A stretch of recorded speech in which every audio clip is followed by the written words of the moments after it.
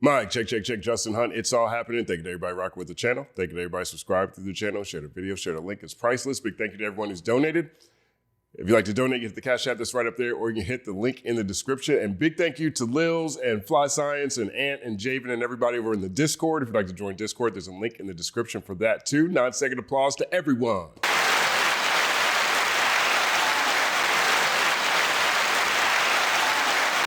Thank you. All right, so a lot of stories today. There's a big story in Rolling Stone that has been going viral over the past 24 hours, and it features Nas. Okay, so Nas has been on an incredible run lately. We've had maybe 2 years ago where he dropped 6 albums. I guess 3 albums and 3 EPs. He finally got his Grammy Rap Album of the Year award for King's Disease. I've been listening to Magic all week. That's my favorite from that 6-album run. His collaborative run that he did with Hit Boy. And now with his label Mass Appeal, he has been ushering in or reintroducing or just putting out awesome projects from celebrated artists from the golden era of hip hop. Slick Rick, Ghostface Killah, Raekwon. They got Mobb Deep dropping this Friday on the 10th, October 10th. They've got De La Soul on the way. They've got a Big L project on the way. They've got Nas and DJ Premier. We've been waiting for that for a long time. 1 second applause to all that.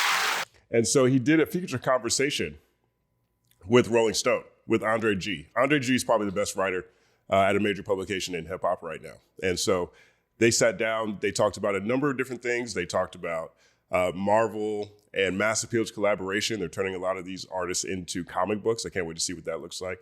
He talked about each project individually, and he talked about a few things over the course of his career, comparing hip hop where it was when he was growing up to where it is now. And the big headline, one of the reasons it has gone viral, is because of comments that he made in comparing Kendrick Lamar's Watch the Party Die and his hip hop is dead from years ago. So that's what it is. I want to point out a few highlights from this conversation before we get to the Kendrick Lamar piece, because this is really dope look. All right, so I'll read the intro. I'm not going to read the whole thing, but I like the way that Andre wrote the intro, so we should check this out. Since debuting in 1991 with a feature on Main Source's Live at the Barbecue. When I was 12, I went to hell for snuffing Jesus. That's how Nas made his intro.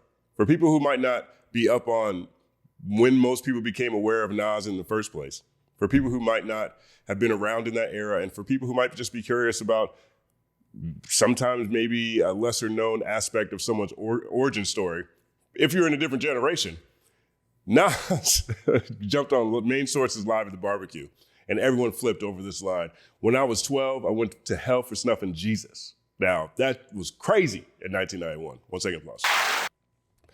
Nas has been intent on amplifying New York hip hop. His first full-length album, Illmatic, was an evolution in hip hop lyricism, and his top-tier penmanship has powered a catalog of 17 solo albums. He's always paid respect to pioneers with songs like 2007's Where Are They Now, 80s Remix, allowing trailblazers like Kool Moe D, MC Shan, and Dana Dane to tell their stories. Now, one of the ones that he had on, I think it's Hip Hop Is Dead.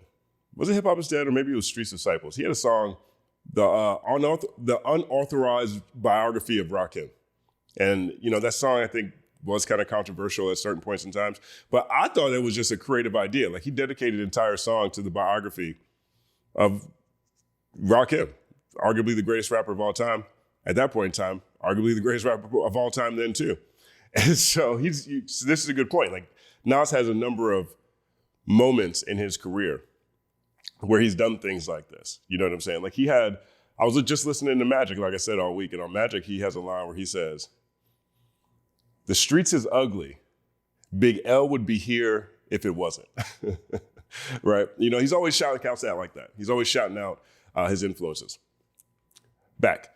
Nas has a new project aimed at honoring more hip hop legends. Alongside the label Mass Appeal, Nas is dropping the Legend Has It series, which includes releases from rap heavyweights Slick Rick, Raekwon, and Ghostface. Mobb Deep, a posthumous record from Big L, is out on Halloween, and LPs from De La Soul, as well as a joint DJ Premier and Nas project on the horizon. You would think that was a sound that you would no longer hear again, but that sound lives in all hip hop music, Nas says. Mass Appeal has also partnered with Marvel on the Legend Has It comic, immortalizing the acts in the series as superheroes. The first issue, written by Brandon Thomas and drawn by Sanford Green, debuted at Comic-Con in October, with more issues to follow. Every artist that's on this Marvel cover was once comic book fans, so for all of us, it's one of the coolest things, Nas said. Nas talked to Rolling Stone from Los Angeles and shared details about the Legend Has It series, his decade-long career, and why he sees artists as superheroes. So here are a few highlights that I think is dope. This part right here, we talk about this a lot. You know, it's commonplace now for multiple generations to think of hip hop as a global art form. And that wasn't always the case. And Nas talks about the first time that he realized that hip hop had broke big. What does it mean to be able to amplify your peers and predecessors with this series? Nas says in hip hop music, you got different age groups, different cities, countries that have their own section of hip hop all over the world. It's finally become a global thing. And when I was a kid, is hip hop global was the question. Is it just a New York to LA thing? Is it just America, or is it just London? Some of the grown-ups didn't understand it or believe it would last. Not only did it last, it became a worldwide thing. So to play any part in it today, this year, 2025, is a dream come true.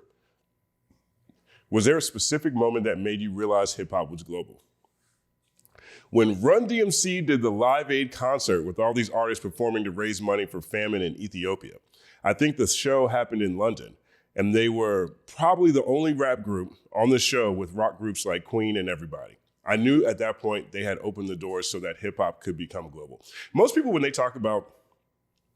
realize hip hop broke big, they reference Run DMC's concert at the Garden when he said, I think it was Run. Run takes off his Adidas and he holds his Adidas in the air. He said, everybody hold your Adidas up. Everybody hold your Adidas up. And the whole audience, everybody's wearing Adidas because everyone's dressing like Run DMC. And that was the moment when people realized at least the commercial opportunity that hip hop had, right? Steve Stout in his book, The Tanning of America, he points to that moment as huge when it comes to hip hop's connection to Madison Avenue. You also have this moment here from the Live Aid concert series. I haven't heard people mention this one nearly as often. And I don't even think I remember the Live Aid concert. I mean, I remember Live Aid being a thing, but I don't think I remember actually watching it. Maybe that was with Heal the World, because I remember Heal the World was a huge thing. They had all the biggest pop stars in the era of, at that point in time, on a song together, Heal the World. And I think maybe there's a connection there, or maybe I made that up. But I don't remember Run DMC performing there, so I thought this was really interesting just to point this out. Like when Run DMC is on stage with Queen and all these rock groups, that is the moment that really connected with Nas when it comes to how big hip hop had gotten. 1 second applause, I'll fuck with that. All right, there's another one here I think is really interesting. Here's where he talks about the Legend Has It series, the series he's putting together. Now, I talked about this quite a bit. This series reminds me a lot of what Duck Down did with Helter Skelter, with the Buckshot album, with Sean Price, Monkey Bars, with Smith & Wesson, and et cetera, when they were reintroducing a lot of the artists on that label. And this reminds me quite a bit of that. But here is what Nas has to say about Legend Has It and what it means what it conveys about the classic New York sound. Like one of the big stories this year, again, has been a return to regional sounds more consistently. We saw that with Metro Boomin, Futuristic Summer. We saw that with GNX. We see that with Bad Bunny with his project, WTR's Mas Photos, a love letter to Puerto Rico. We've seen that with Redman. We've seen that with Chance the Rapper. Chance the Rapper had everybody from, he's got Kanye sounds on there. He's got Do or Die on there. He's got Common samples on there. I mean, that's really a Chicago project in itself. And we've seen that with a particular run on Cardi B's album, Am I the Drama, when she goes from Imaginary Players, which we talked about quite a bit, then Bodega Baddie, and then Salute. Like that whole run right there feels like a really New York run as well. But here's what Nas has to say. What do you think the Legend Has It series conveys about the classic New York sound? It's 1995 all over again. Sometimes I feel like 2025 has that feeling. It's not going backwards, it's going forwards though. It's that feeling of urgency, that vibration, the celebration of life, and these songs and these albums, what they meant 30 years ago. It's still thriving right now. Even from younger people, they're all derivatives of that early sound. And these artists here from Slick Rick, here's the reason that all of us even have a pen in our hands. You look at him and you think Mobb Deep, and you think of Raekwon and Ghostface, De La Soul. It's some of the most different, brave, bold, intelligent hip-hop music ever made. Look at that range. Slick Rick, what he did with storytelling really did inspire multiple generations, right? But look at this, Mobb Deep. I've been listening to Infamous quite a bit. We talked about the Infamous on this channel when Pitchfork said it's the best album of all time. 1 second applause. But Mobb Deep from Queens, and you got Ray and Ghost with that Staten Island Wu-Tang sound. But then you got De La Soul, who's out there just on an island of imagination by themselves out there in Long Island. And then later you get, Nas and DJ Premier here. But that's just a range of MCs, a range of styles from one city. Some of the most different, brave, bold, and intelligent hip-hop music ever made. I think that's a great description. 1 second applause. And of course, we've lost some of our brothers along the way, but we're still representing for them and they're still representing themselves through the series. It's a celebration of great impact, a standard that they set that we could never forget because it keeps us aiming higher. This series is to encourage and inspire hip hop and remind us all of the pureness of hip hop. I hope that we can do this together. Right, hey, 1 second applause. All right, next, this part right here, he talks quite a bit about Prodigy from Mobb Deep. Rest in peace. 1 second applause to Prodigy. Prodigy's a monster MC. He's been celebrated since Mobb Deep came out. And he passed away a few years ago. And listen to what Nas has to say here. Mobb Deep's album is coming on October 10th. Can you speak to the legacy of Mobb Deep and Prodigy specifically? What is the rap world missing without Prodigy being here physically? Prodigy's one of the best. It's unfortunate that he's not here because he was a presence in hip hop that was heavy. He still is. Their albums are classic albums and people throw that word around too loosely. But these guys made serious music. And Prodigy's raps, it was some of the best top-tier MCing we ever heard. And for Havoc to give us Prodigy today, for Prodigy's family to give us Prodigy today, is a blessing to all of our ears because he brings us back to when shit was high-level, top-tier MCing. True facts. 1 second applause. I was just watching The Bigger Picture. Shout out to Bigger Picture. 1 second applause.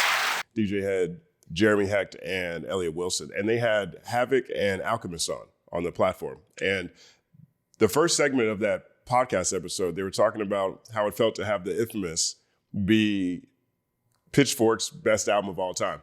And Havoc said, one, it's great to finally get their flowers. Two, they weren't necessarily worried about that kind of thing back in the 2000s, or in the 90s when they came out. They were more worried about impressing their peers and impressing the culture. And they asked Havoc what was the difference between Mobb Deep and some of the other groups at the time. And Havoc said, we had Prodigy. I thought that was really telling. 1 second applause. What are some of your favorite memories of Prodigy the person? There's a picture that I want to get blown up, Nas says. It's like Prodigy about to tell me something and I'm looking off into the distance. We were in New York. Every time we would see each other in the type of environment that was a show or something like that, it was a together feeling, like we're in this together. In the song Eye for an Eye. Outside of that, we were different. Wasn't seeing each other, but when we see each other in a music place, where there's live and we where there's live, that's weird, that's weirdly written. Where there's live and we would communicate there. Me, him, and Have, it would be brief, but it would be a happy family moment. So that's him reflecting on that. This next part right here is where he talks about Big L. He says, what does it mean to you to be able to drop Big L project and potentially introduce his music to a newer generation? Big L was ahead of his time. There's some quotes out there from me about Big L, like how terrifyingly good that he was that made me have to step my game up. We were both signed to Columbia Records, and I think the world never got a chance to get Big L the way they wanted him. It's a blessing to have this celebration of him, and it's a reminder that there's different variants of hip hop, and they're all dope. But when it comes to lyricists, Big L's the standard. A lot of people are safe out there and rap because Big L's no longer around. 1 second applause. I like the way that's said. There's a lot of stuff floating around today that's really not good. This album will remind you that it's not about hype, it's about art. And that's what Big L's doing with this album, reminding the world, reminding New York, and that even though there's different styles that you should do and play with, which are very dope, never forget what this shit comes from. The roots of this shit is serious talent. Well said. 1 second applause. De La Soul. Here's what he says about De La Soul. These dudes from Long Island had a different perspective, almost hippies in hip hop. The hardest dude on the street was blown away by De La Soul because their expression gave us multiple colors through music. They had something that spoke to us. The first time we ever saw television, heard music, it was all wrapped up in the imagination of Pasanus and Maceo and Dave. Rest in peace, Dave. 1 second applause. I love De La Soul. My first favorite De La Soul album came much later in their catalog. It's AOI Bionics. I actually have that on my wall. Yeah, AOI Bionics. Love that project. That project actually came out. I don't know if it came out the same. I think it came out within a few weeks of the Blueprint, and I fell in love with it when I was studying abroad. And that opened me up to De La Soul. Like I knew their songs, for example, but I wasn't like in love with their albums in the same way. Like if you look at in 1996, I think It Was Written from Nas came out on the same day as Stakes Is High by De La Soul, and I think that's De La's third album. And so I was more on the Nas side of listening to things, not necessarily what was happening in other wings of hip hop, we'll say, right? But I went back after 808 Bionics because I loved it so much. Blue Mind State's an incredible project. Grind Date, The Grind Date, it's probably my favorite De La Soul album. That actually came out after, I think that's 2 albums after 808 Bionics, maybe 1 album. But I saw that trending the other day. Like if The Grind Date came out in a stable music environment, if they came out in an environment where all of the media outlets hadn't been consolidated in a monopolistic media environment, if it came out in a time when pirating wasn't at an all-time high, I think that album would be much louder and much more celebrated. But this is one of the greatest groups of all time. I can't wait to hear what they put out through Mass Appeal. 1 second applause. All right, and so this is a great question here that Andre asked. I really loved the way he put this together. I think it's easy to ask Nas about Kendrick. I mean, Kendrick thanked Nas or talked about how Nas was the only one that congratulated him after he won the Super Bowl on Whacked Out Murals. And there's a connection there clearly. I think Kendrick also salutes Nas on Man in the Garden. It comes from the same sample as Nas's One Mic. And so but the way Andre asked this question is actually really dope to me. So here's what he says. Your 2006 song, Hip Hop is Dead, critiqued your era's hip hop ecosystem, like Kendrick Lamar's Watch the Party Die did more recently. What overlap do you see? We all as artists love this art form and have our opinions on it. Kendrick is one of the brightest stars we've seen. And I don't only mean superstar, I mean like North Star. I think he's one of those. Out of all the artists in this business, there's some that's not here for the art. When we see these people that are not here for the art damaging it, you're hurting the future of the art. So I think artists like Kendrick are going to speak out. There's a couple of them out there, younger, older, that say what they say. I think there was an Outkast video. One of the guys wore a Hip Hop is Dead shirt. Even before I said it, I didn't even see it until later. It's just been in the conversation naturally. Like any sport, you want to thrive. You don't want the NBA to start slowing down. You want it to thrive. The ball players want it to thrive. We're going to call out anytime we see it. Sometimes the rest of us won't see it. Sometimes it'll take Kendrick to remind us where we're lacking. Sometimes it'll take Kendrick to remind us where we're lacking. We'll sing an applause. I mean, we're a year and a month, I guess, since Watch the Party Die dropped. We've been watching a lot of parties shut down. The police done pulled up on a whole lot of parties. I was talking about this on Chart Report yesterday, looking at this Young Thug U.Y. Scuddy album and how it debuted. It debuted at number 6. I think it did 52,000, 13,000 physicals, which put it around 39,000 from a streaming standpoint. He's a very popular streaming artist, which is crazy. But he only had one song that hit the Billboard Hot 100, which was the Ninja song, which is the first song. And that's the one that he ends with saying 35 hard R's at the end of that song. So many bad decisions. But nevertheless, I think about that in conjunction with him saying, man, why wouldn't Kendrick want to work with the biggest artist in the world on the leaked phone calls that came out? I don't know what's happening over there, but that was a very surprising rollout. I expected a lot more from Young Thug, for example, and for that project to flop the way it did, along with these particular touch points. It's another example of what makes it feel like Watch the Party Dies ahead of its time, right? You can say the same thing about a lot of the songs that have been coming out with Drake's catalog, right? I mean, Drake has been one song away from Michael Jackson for a while, and he has put out nearly 50 songs since the battle, and people are talking about him as if he just went away.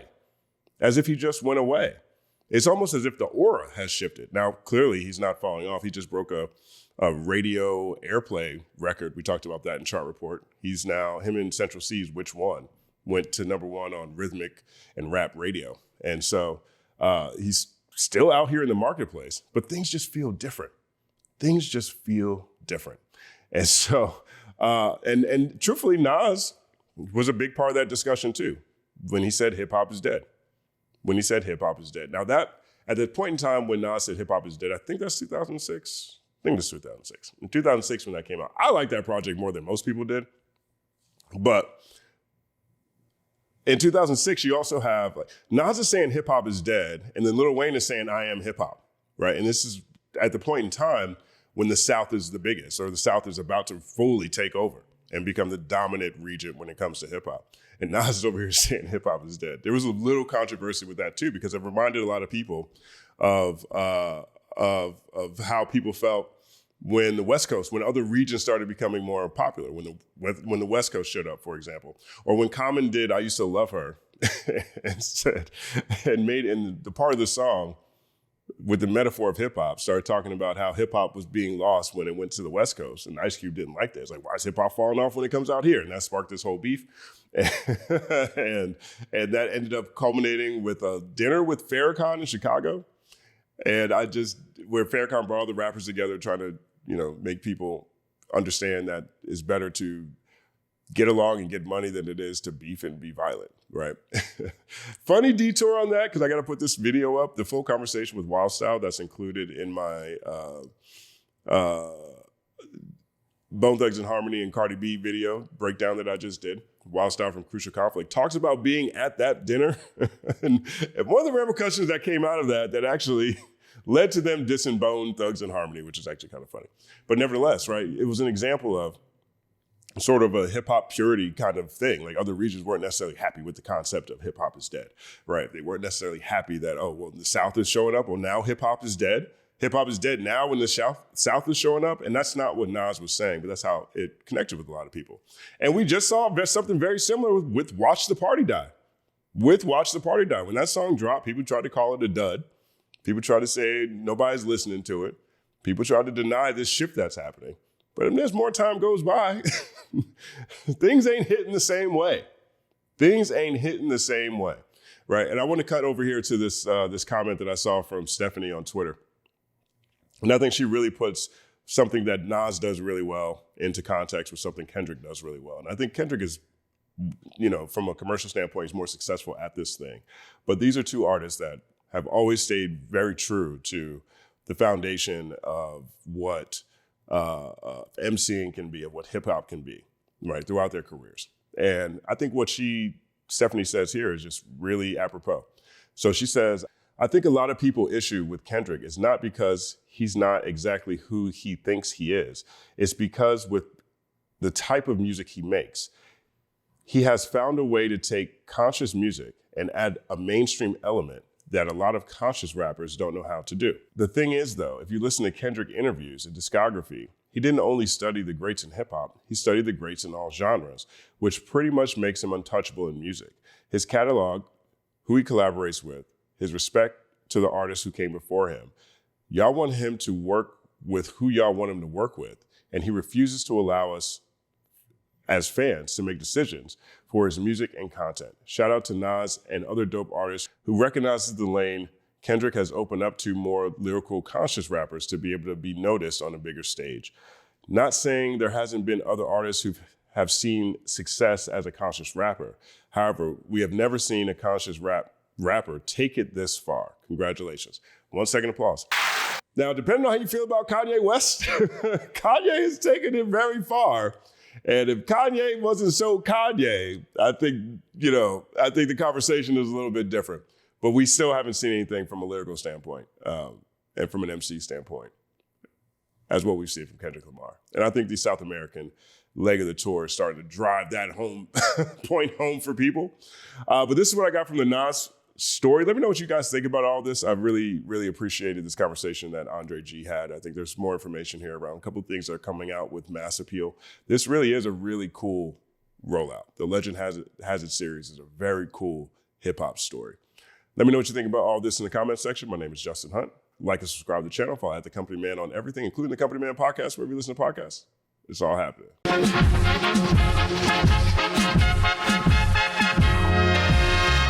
Justin Hunt is here, it's all happening. Justin Hunte is here, it's all happening. The mathematical breakdown of this mighty game of rap we in. It's boom bapping. Systematical culture views us radical, it's all happening. Shaking hands and dabbing it. Life through the lens of hip hop, from trip hop to yes, dog. You don't stop, you don't stop. Justin Hunte is here, it's all happening. It's all happening, yes, it's all happening. Justin Hunte is here, it's all happening. It's all happening, yes, it's all happening.